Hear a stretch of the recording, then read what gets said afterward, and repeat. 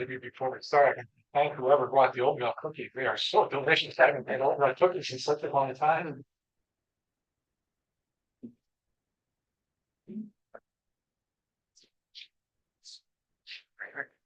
Good morning, everyone.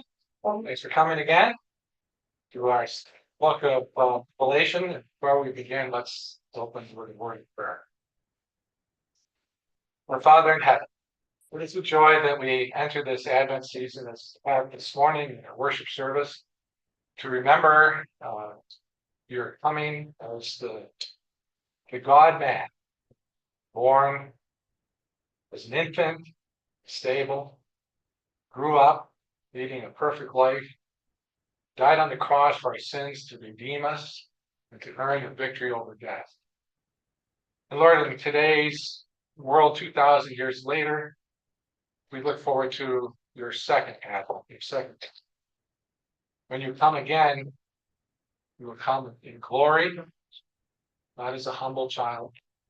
You will come as the victor, and you will come to judge the living and the dead. And so today, Lord, as we turn to this book of Revelation once more, we continue to read those things which will happen as part of your judgment day. So grant us insight and understanding in Jesus' name. So last week we finished up by learning about the woman riding the beast. That woman was the Queen of Babylon, seducer of the world, whose mission is to lure believers away from God. She is the opposite of the bride of Christ. And she is in league, the wild beast from the sea, persecuted of the church. And we read last week, and I'm going back to it because we don't want to jump in the middle and forget what we covered. I want to have the whole context. He carried me away in the spirit into the wilderness, and I saw a woman sitting on a scarlet beast full of blasphemous names. And it had 7 heads and 10 horns. The woman was arrayed in purple and scarlet, and adorned with gold and jewels and pearls, holding in her hand a golden cup full of abominations and the impurities of her sexual immorality.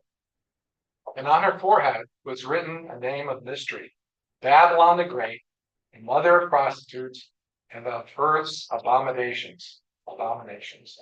And I saw the woman drunk with the blood of the saints, the blood of the martyrs, Jesus. And we said last week that the beast that she was riding was the sea-born beast, the beast that represented anti-Christian governments, anti-Christian persecution. And we saw how she's dressed. She's dressed as a counterfeit, a harlot, a seducer, decked out with costly clothing. And she presents, she looks good, but what she's purveying is nothing but poison, and her cup is full of abomination. And her name was a name of mystery, Babylon the Great, mother of prostitutes and the earth's abomination. Babylon was a name that the readers of this book in John's day would be reminded of, a worldly city, pleasure mad, arrogant, presumptuous, a heathen center of wickedness and seductions. And they would probably recognize, I'm sure they would, that sounded a lot like Rome, John's day. What does she represent? She represents, as I said before, she's the counterfeit of the bride of Christ. And Hendrickson noted that Babylon is not described in terms of false religious ideas, but in terms of world luxury, wealth, pleasures, riches, things that can entice someone to turn away from God, luxury, vice. And we said, we called attention to the fact that she is sitting on or riding on the beast. Here, represented together, are 2 anti-Christian forces, the seductive attractions of the world and anti-Christian powers and religions. We ended the session with a question, who is the most dangerous of Satan's allies? And J.Z. Voss, who I really have enjoyed using his study guide, he provided some relative indication of risk, if you will, or danger. He says hundreds are drawn away from God by the first beast, that is, anti-Christian governments or persecution, physical persecution. Those would be the martyrs. There are people who did not stand strong to the very end, who caved and turned away because of threat of physical violence. And he would say that if hundreds were drawn away that way, maybe thousands, relatively speaking, would be drawn away by the second beast, false religion. And that would be heresy and hypocrisy and competing world religions that would pull some people away from Christ. But he also concluded that untold millions are drawn away from the God of Babylon, seductor of the world. So on a relative basis, his perspective is that the attractions of the world draw more and more people away from Christ than others. So here we are, starting in the new material. Oh, but before we do, I did want to just go back and say, ask the question. As an example, let me remind everyone how effective worldly seduction can be from an Old Testament story, the story of Balak, king of Moab, in Numbers 22 to 25. Now, King Balak was afraid of being attacked by Israel, even though Israel was forbidden to fight the Moabites unless they were attacked, since they were kin or relatives through Lot. Israel even avoided going to Moabite territory on their way to the promised land. But Balak doesn't trust Israel, so he engages the fortune teller Balaam to put a curse on them. But Balaam can only utter multiple blessings on Israel, just as God had told him to do. And informs Balak that the reason he could not put a curse on Israel is that he could not curse what God has blessed. However, in the end, Balaam tells Balak that if he can get the Israelites involved in some major wrongdoing, their God will turn against him. So Balak, along with the Midianites, put on an idol worshiping and fertility cult fornication festival, and the Israelites were invited, and a whole lot came. As a result, the Lord's anger burned against them. The participants were killed, and the Israelites were punished with a plague, and 24,000 of them died. So yes, worldly seduction is very dangerous. If you're not strong in your faith, then on guard it is. Rick, Yep. just another scriptural affirmation of that idea. When Jesus gives the parable of the sower, he talks about some of the seed falling among thorns.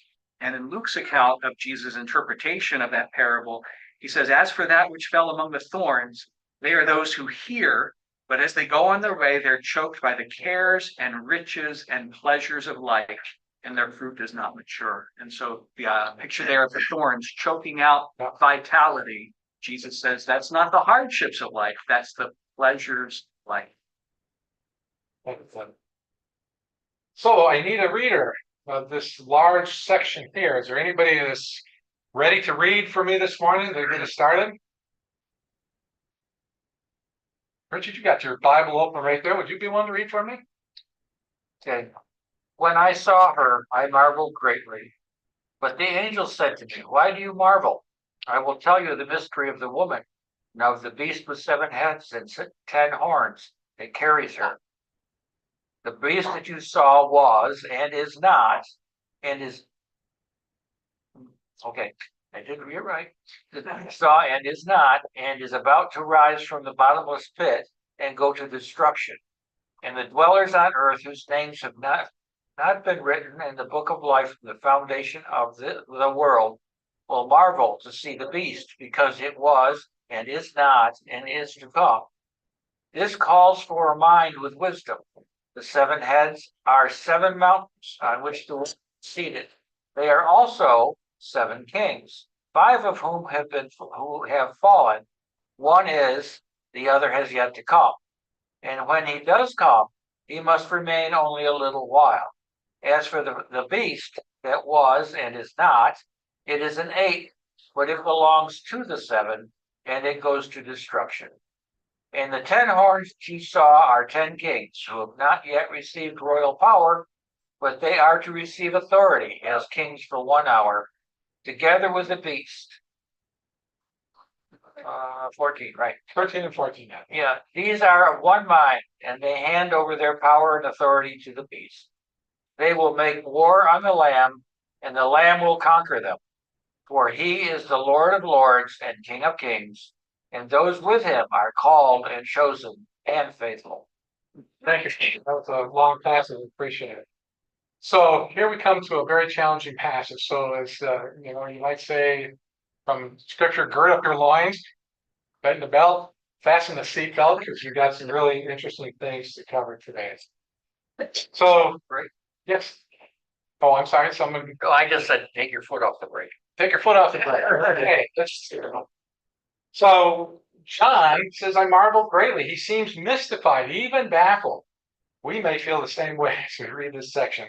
But an angel explains, the beast that you saw was and is not, and is about to rise from the bottomless pit and go to destruction.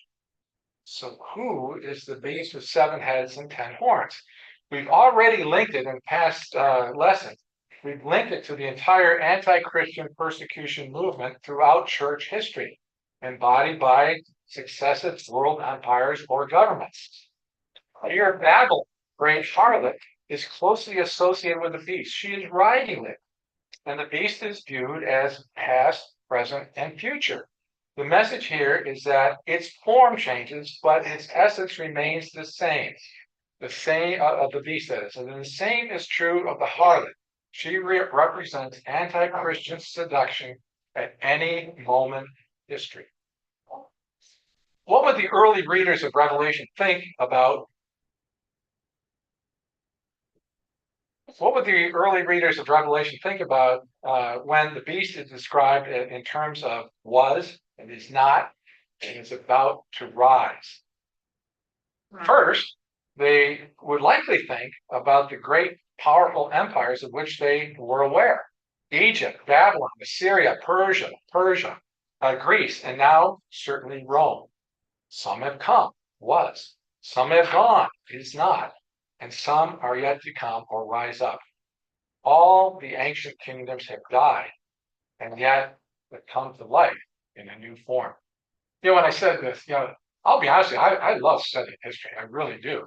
But my history is basically focused the last 2,000 years. But their understanding of history goes to the previous 2,000 years when all these kingdoms were powerful. So this was probably something that they were much more familiar with than I am familiar with all these different kingdoms. We know about Egypt. We know about the Greek Empire with Alexander the Great and such as that. But we don't know a lot about all of these like they might. So they might think that, this shit was, is not, is to come. Well, maybe it's referring to those old kingdoms. To John's first readers, they would think of the beast as symbolic of Rome in their time. Remember the extent of the Roman Empire. It encompassed the civilized world, and it persecuted Christians because they would not submit to the emperor as their lord and king. But we know that Rome also fell, only to be followed by other persecuting governments.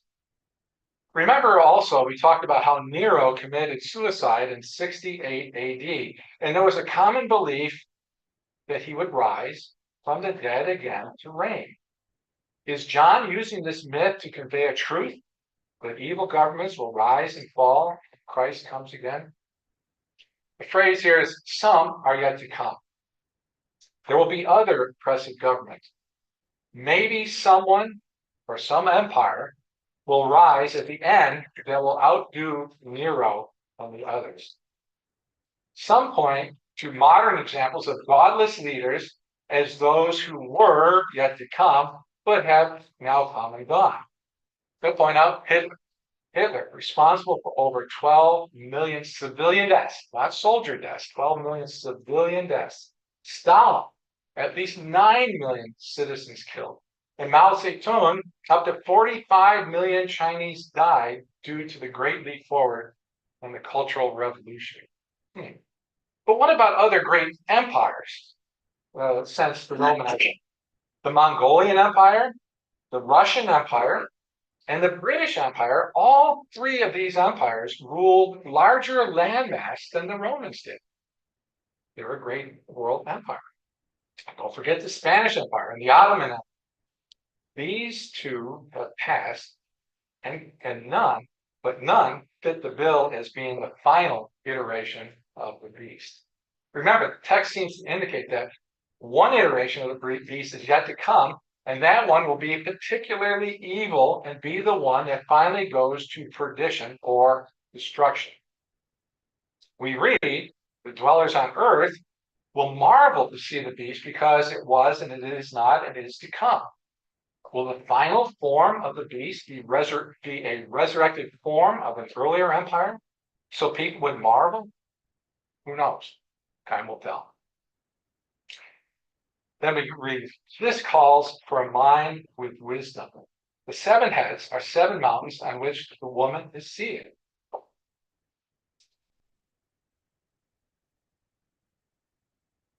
There are also 7 kings, 5 of whom have fallen. One is, the other is yet to come.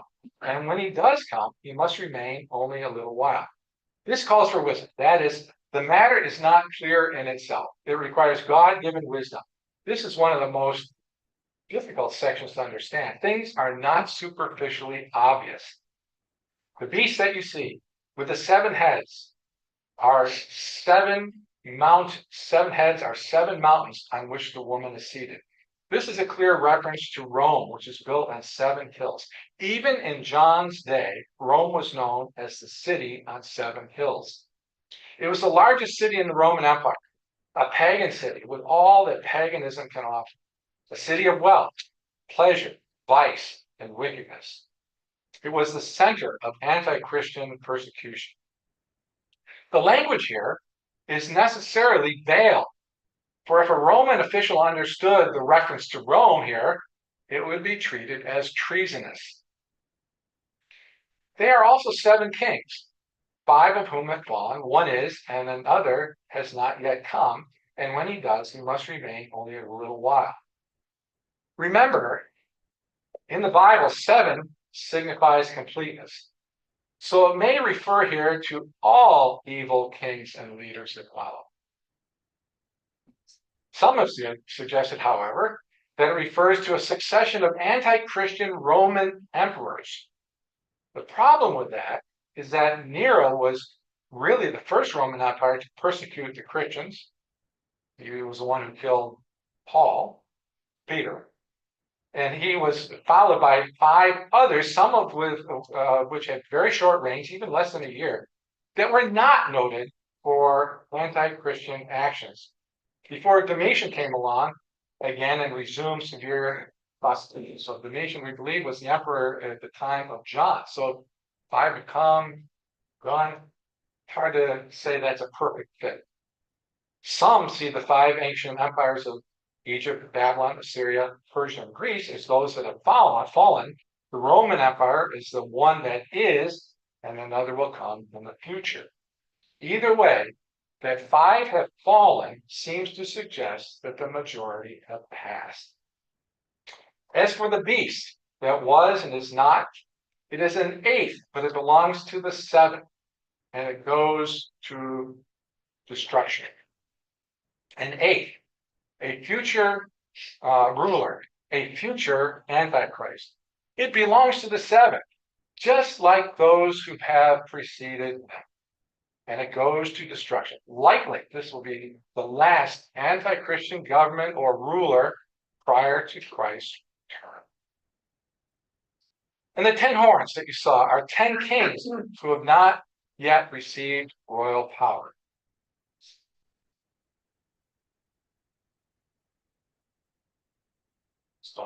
The 10 kings have not received royal power. 10 horns represent 10 kings, symbolic of rulers not yet in power who will reign only for a short time under the beast's control. They will align themselves with the dragon and the beast as co-conspirators, yielding their power to them to war against the Lamb. Hendrickson suggests that these 10 kings probably represent all of the earth's kings or nations, not just 10 specific rulers, who have been deceived and gathered by the dragon and the beast for a final futile insurrection against the Lamb. One could speculate, with the current push that we seem to see in world politics for a single world government, that would require individual rulers or kings to yield their power to the controlling entity. Or, as some have speculated, the 10 kings refer collectively to the mighty ones or kings of art, education, commerce, industry, government, all who serve the central authority. Think of today's mighty ones. Who would you think of? Bill Gates, Jeff Bezos, Tim Cook, George Soros, Jamie Dimon, Elon Musk, Klaus Schwab. We got a lot of people that are powerful in their own right.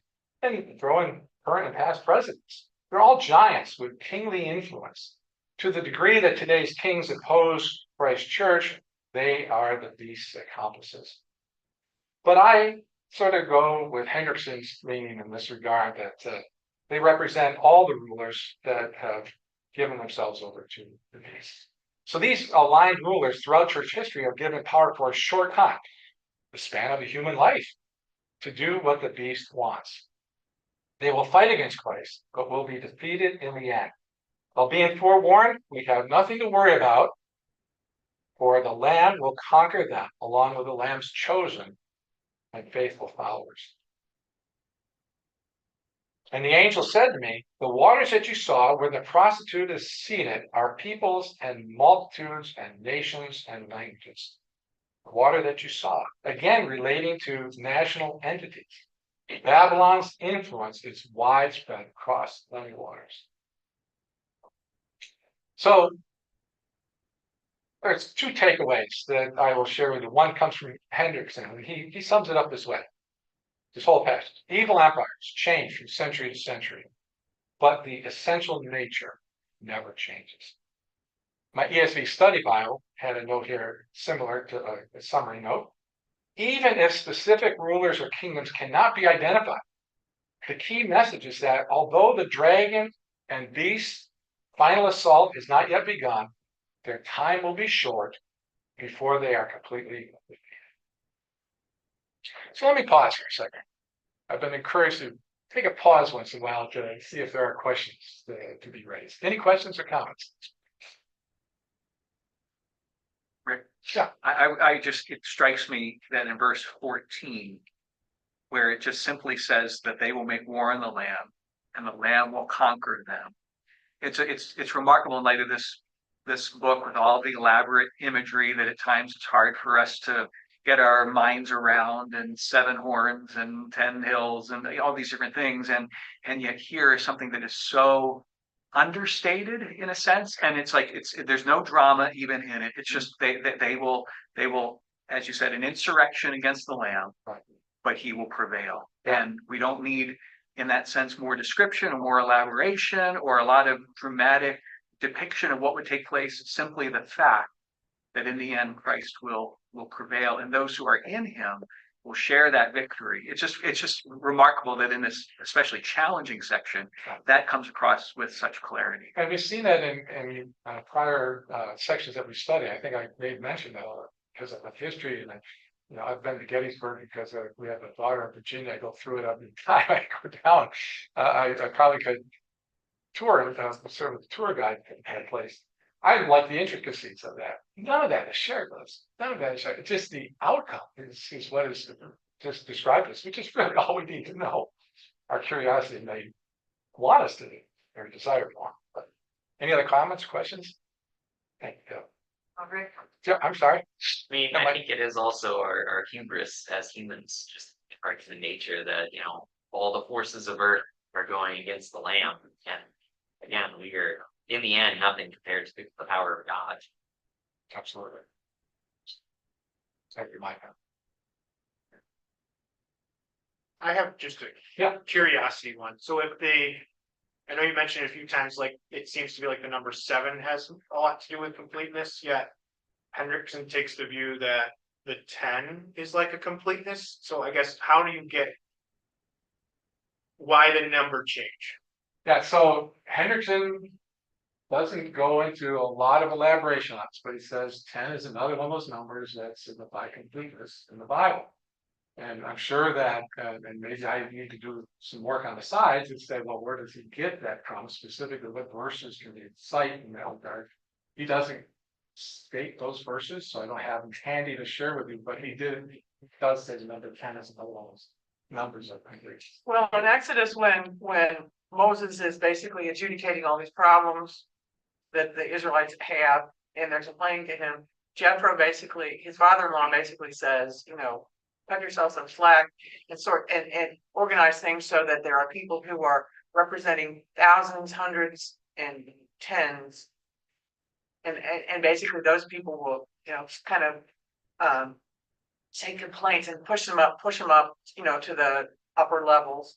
So that when Moses finally hears people's complaints, he doesn't have like hundreds and hundreds of people. So maybe that's a number that, so. Thank you for sharing that. There's also 10 commandments. Oh, Well, I don't want to refer to the Mel Brooks movie on the Ten Commandments. When he drops one of the tablets from 15 to 10, but that's it. yeah. 10 was complete. That's all God wanted us to have. That was plenty. You need more of it. So moving on here, now we have an even more challenging text, maybe more challenging than the one we just read. So Joel, would you read the 6 verses 16 to 18 here? Sure. 16 through 18 or 15 through 18? I think we got 15 already, so 16 to 18. Okay. And the 10 horns that you saw, they and the beast will hate the prostitute. They will make her desolate and naked, and devour her flesh, and burn her up with fire. For God has put it into their hearts to carry out his purpose by being of one mind, and handing over their royal power to the beast, until the words of God are fulfilled. And the woman that you saw is the great city that has dominion over the kings of the earth. The last phrase, again, referring to Rome, perhaps. But did you get it? These verses introduce the fall of Babylon, and it seems to begin with the depraved powers that now sustain Babylon's pursuit of pleasure, turning on her to dismantle and destroy her affluence and social order, to the distress of those who idolized and profited from its wealth, and to the delight of believers who have suffered its violence. It seems quite vast. The anti-Christian rulers and the beast against the anti-Christian city of worldly seduction. No simple explanation is offered. But here Satan is divided against Satan. His kingdom cannot stand. Perhaps the time will come when those who were once infatuated with the seduction of this world will realize what great fools they have been. Recall Judas Iscariot, who was lured by earthly wealth and for a while thought 30 pieces of silver very enchanting, but finally experiencing the revulsion of what he had done, flung the money before priests and elders and hoops. Outside of God's sovereign plan, the king's motivation to turn on Babylon is unclear. But God uses the forces of the world for his purposes, both for the salvation of his people and for the destruction of his enemies. Think about Jesus' death on the cross. In Acts 2:23, we read, Jesus was delivered up according to the definite plan and foreknowledge of God, and was crucified and killed by the hands of lawless men. Lawless men, evil, were one of God's, that was part of God's plan for the sacrifice of his son. In Acts 4:26 to 28. The kings of the earth set themselves, and the rulers were gathered together against the Lord and against his anointed. For truly in this city there were gathered people against your holy servant Jesus, whom you anointed, both Herod and Pontius Pilate, along with the Gentiles and the peoples of Israel, to do whatever your hand, God's hand, and your plan have predestined to take place. So here we have again evil forces being used for good. Richard. Well, it's been my general observation that when you put a bunch of thieves together, they have falling outs. It's like they can't work with each other. Chaos does not produce order. Now, of course, God has ordained that it'll be that way, but it's the thing is you put thieves and criminals together, and they just can't keep it up. There is no honor among thieves. Is that the phrase? Yeah. Well, not for very. There's no honor for very long. Not very long. There's one other example of God using evil for good. Think of Joseph being sold into slavery by his brothers, but then becoming a ruler in Egypt and played a key role in Israel's redemptive history by that action. God can use evil for good. And evil can and does become self-destructive. Not only an example that Richard cited, but think about these evil kingdoms that would fight each other, and one would take over the next, and defeat one, not necessarily resulted in a better one, but that fighting of evil against evil. And thus ends the chapter 17 discussion. I think we got enough time to get started on chapter 8. So a reader, please, for this section. So this is going to discussing the end of Babylon and the lament of those who prospered from her. Here, a succession of speakers will explain the significance of the prostitute's desolation after being deserted by the beast that once supported her and the kings who once adored her. A reader, please. Anybody? Okay, Isabel, can you read from that angle? Yeah. Thank you. I saw another angel coming down from heaven, having great authority, and the earth was made bright in his glory. And he called out with a mighty voice, "Fallen, fallen is Babylon the Great. She has become a dwelling place for demons, a haunt for every unclean spirit, a haunt for every unclean bird, a haunt for every unclean and detestable beast. For all nations have drunk the wine of the passion of her sexual immorality, and the kings of the earth have committed immorality with her. And the merchants of the earth have grown rich from the power of her luxurious living." Thank you. So another angel here affirms the verdict announced back in chapter 14 that Babylon has fallen. Speaking in the past tense, Babylon has fallen, like it's already happening, like here, is a way of expressing, as I said before, the absolute certainty of its happening. This technique of prophecy is used also in Isaiah 53, words we're familiar with, speaking of sufferings of Christ in the same past tense. Surely he has borne our griefs and carried our sorrows. Yet we esteemed him stricken, smitten by God, and afflicted. But he was pierced for our transgressions. He was crushed for our iniquities. Upon him was the chastisement that brought us peace, and with his wounds we are healed. So again, past tense reference to Christ in the prophecy and Isaiah. The emphasis in this passage, which Isabel is read, is that the Babylon, the world system, is doomed. It is a certainty. The glory of the world will become detestable, a haunt for everything unclean. This is the reason for her destruction in the last part that Isabel read. She has seduced the nations away from Christ. They have bought into her immorality and have delighted in the profit it brought. Then I heard another voice from heaven saying, "Come out of her, my people, lest you take part in her sins, lest you share in her plagues. For her sins are heaped high as heaven, and God has remembered her iniquities." Here is a call for God's people to separate themselves from Babylon and what she stands for. Don't embrace her seductions and abominations, or else you will suffer her punishment. Be warned. We have this passage, which is familiar, I'm sure, to everyone here in 2 Corinthians 6. Do not be unequally yoked with unbelievers, for what partnership has righteousness with lawlessness? Or what fellowship has light with darkness? What accord has Christ with Belial? Or what portion does a believer share with an unbeliever? What agreement has the temple of God with idols? For we are the temple of the living God. As God said, "I will make my dwelling among them and walk among them, and I will be their God, and they shall be my people."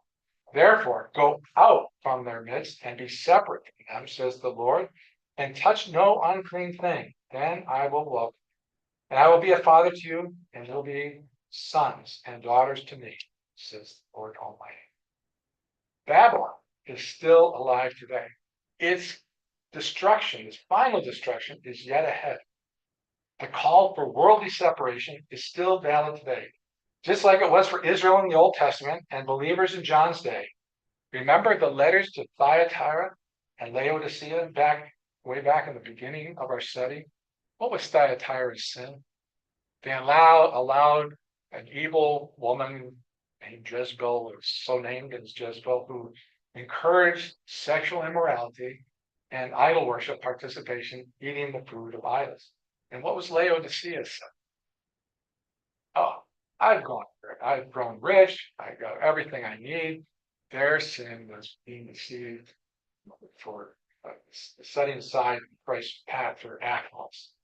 It seems like those churches fail to keep their distance from Babylon's pleasure-crazed value system to their harm.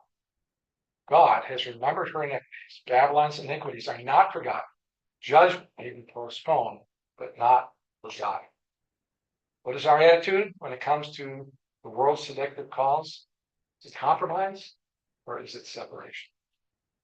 And I hate to say it, we got to stop here because I can't do in 2 minutes what it takes 10. So we'll stop here and we'll continue on next week. I anticipate maybe 3 more weeks before we will be ending here. I do want to talk with Kevin a little bit about maybe some kind of a follow-up or not. So thank you for being here and being so faithful and coming each and every week. I really appreciate that. And hopefully you're getting something to do that. Thanks for being here today.